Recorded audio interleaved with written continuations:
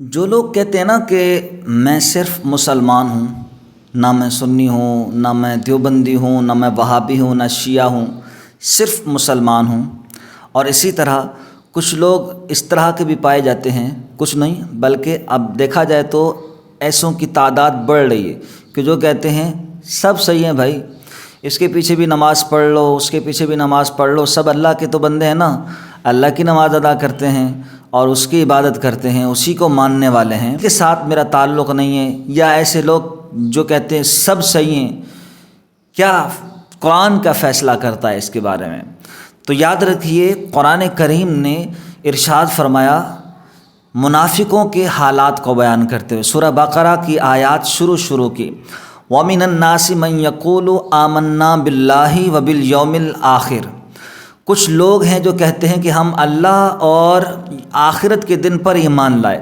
رب تبارک و تعالی نے فرمایا محبوب ان سے کہہ دو وَمَا هُمْ بِمُؤْمِنِينَ، یہ ایمان نہیں لائے۔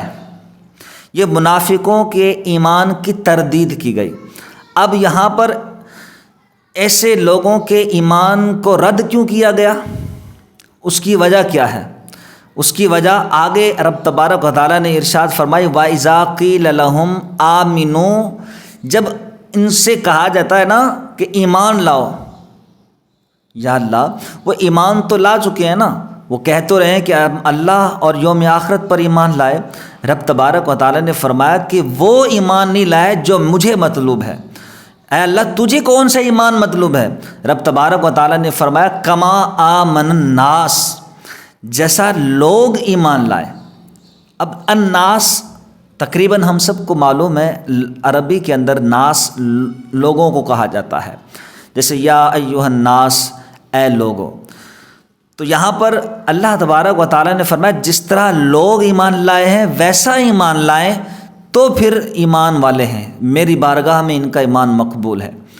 مفسرین فرماتے ہیں کہ یہاں جو ناس ہے نا، لوگ ہیں، لوگوں سے مراد صحابہ ہیں۔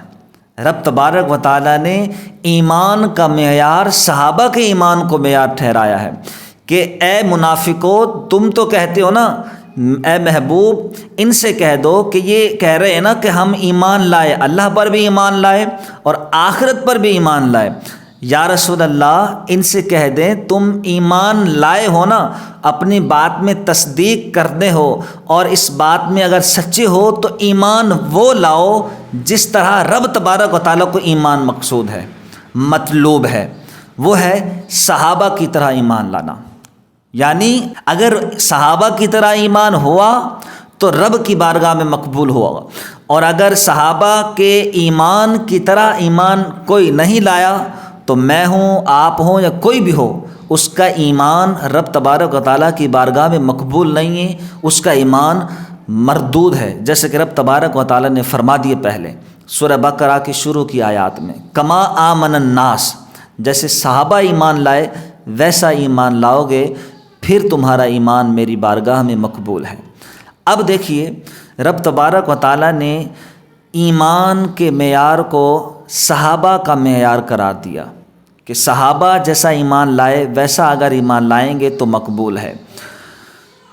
لہذا جو لوگ یہ کہتے ہیں نا میں صرف مسلمان ہوں، میرا کسی فرقے سے تعلق نہیں ہے، نہ میں سنی ہوں، نہ میں وہابی ہوں، نہ میں شیعہ ہوں، کوئی بھی نہیں ہوں، بس میں صرف مسلمان ہوں، یا کوئی ایسا شخص ہے جو کہتا ہے کہ سارے ٹھیک ہیں، سب ٹھیک ہے، ہر ایک کے پیچھے نماز درست ہے، نماز ہو جائے گی، ہر کوئی اللہ اللہ کر رہا ہے، تو بھائی اس طرح کا ایمان رب تبارک و تعالیٰ کے ہاں مقبول نہیں ہے۔ رب تبارک و تعالیٰ کو جو ایمان چاہیے نا وہ صحابہ جیسا ایمان چاہیے، اور صحابہ اس طرح کا بالکل بھی عقیدہ نہیں رکھتے تھے، نہ ان کا نظریہ تھا کہ سب ٹھیک ہیں، نہیں، صرف ایک ٹھیک ہے۔ حضور صلی اللہ علیہ وسلم نے صحابہ سے کہا اے صحابہ میری امت کے اندر 73 فرقے ہوں گے، مجھ سے پہلے امتوں کے اندر 72 فرقے آئے، میری امت کے اندر 73 فرقے ہوں گے، سن لو ان میں سے صرف ایک جنتی ہے، باقی سارے جہنمی ہیں۔ لہذا صحابہ کا عقیدہ یہ نہیں تھا کہ سارے صحیح ہیں، ان کا بھی عقیدہ یہی تھا صرف ایک ٹھیک ہے، وہ ہے حضور علیہ الصلوۃ والسلام کو ماننے والے اور صحابہ کے نقش قدم پر چلنے والے۔ ٹھیک ہے؟ تو جو کہتا ہے کہ سب ٹھیک ہیں وہ حضور علیہ الصلوۃ والسلام کو معاذ اللہ جھوٹا ثابت کرنا چاہتا ہے۔ حضور علیہ الصلوۃ والسلام نے فرمایا 72 غلط ہیں، ایک ٹھیک ہے، اور یہ شخص کہہ رہا ہے کہ نہیں سب ٹھیک ہیں، تو حضور علیہ الصلوۃ والسلام کو معاذ اللہ چیلنج کر رہا ہے، حضور علیہ الصلوۃ والسلام کو غلط ثابت کرنا چاہ رہا ہے۔ نہیں، ٹھیک صرف ایک ہے، وہ ہے صحابہ کی جماعت، صحابہ کا ایمان۔ دوسرا وہ لوگ ہیں جو کہتے ہیں کہ میں صرف مسلمان ہوں، میرا کسی فرقے سے تعلق نہیں ہے، میں صرف نہ سنی ہوں نہ وہابی ہوں نہ جو ہے نا شیعہ ہوں، کچھ بھی نہیں ہوں۔ ایسے آج کل آپ کو پتہ آپ کے ارد گرد موجود ہوں گے جو کہتے ہیں کہ ہم صرف مسلمان ہیں۔ تو یاد رکھیے صحابہ کا عقیدہ ایسا نہیں تھا، صحابہ کا ایمان ایسا نہیں تھا، وہ کہتے بس صرف ہم ایمان لائے اور کچھ بھی نہیں کریں گے، ہمارا کسی سے تعلق نہیں تھا۔ صحابہ کا تعلق سرکار سے تھا، حضور علیہ الصلوۃ والسلام کی ذات سے تھا، ان کے عقائد کیا تھے۔ اب دیکھیے جو کہتا ہے نا کہ میں صرف مسلمان ہوں، یا کوئی کہتا ہے کہ سب صحیح ہیں، اس کی مثال میں آپ کے سامنے پیش کرنا چاہتا ہوں، اگر سمجھ والے ہوں گے تو ضرور سمجھ جائیں گے۔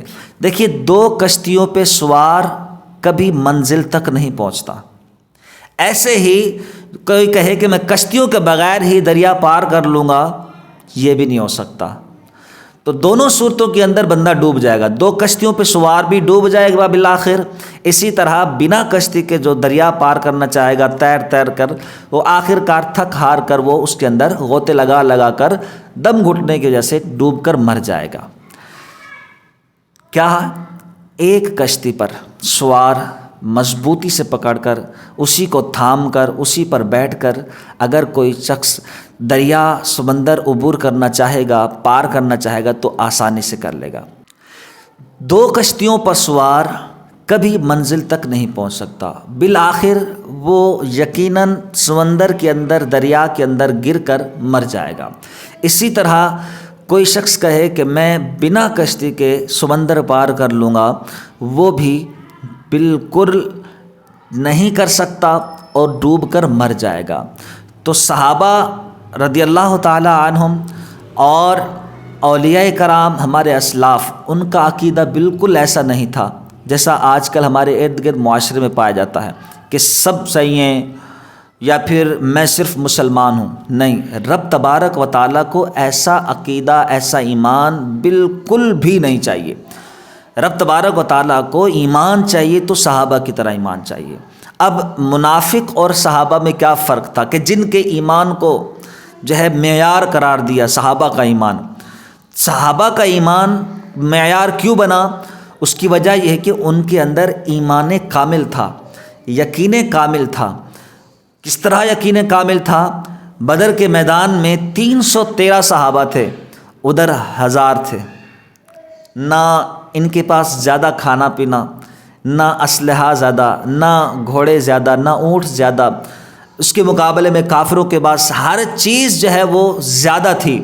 روایتوں کے اندر آتا ہے کہ کافروں کے ہاں دن میں 10 ایک ٹائم میں 10 اونٹ ذبح کر کے کھائے جاتے تھے، لیکن صحابہ ادھر پتھر باندھ کر جنا گزارا کر رہے تھے، کھجور و پانی سے گزارا کر رہے تھے، لیکن پھر بھی یقین کامل تھا، ایمان کامل تھا، رب پر، اس کے رسول پر بھروسہ تھا کہ ہم بھلے 313 ہیں لیکن لڑ جائیں گے تو جیت کر ہی آئیں گے، میدان فتح کر کے ہی آئیں گے۔ تاریخ نے پھر دیکھا کہ صحابہ 313 ہوتے ہوئے، اسلحہ کم ہوتے ہوئے، تلواروں کی تعداد کم ہوتے ہوئے بھی 1000 سے ٹکرائے اور ان کو شکست دے کر واپس آئے۔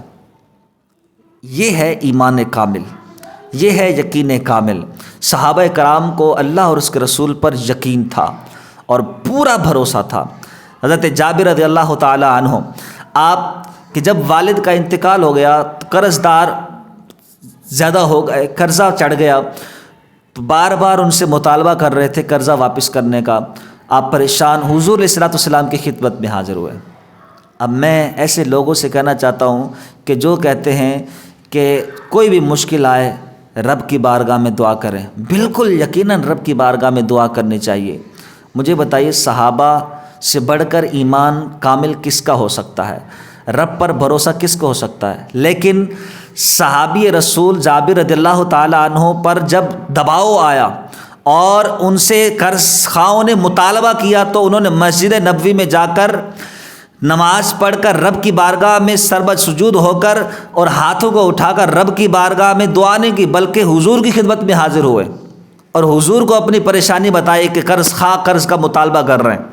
یہ تھا صحابہ کا عقیدہ کہ کوئی مشکل آئے، پریشانی آئے تو حضور کی بارگاہ میں آ جائیں، بزرگوں کی بارگاہ میں حاضر ہو جائیں، وہ آپ کی مشکل کشائی کریں گے۔ یقیناً اللہ والے اللہ کی عطا سے ہی مشکل کشائی کرتے ہیں، لوگوں کی پریشانی دور کرتے ہیں۔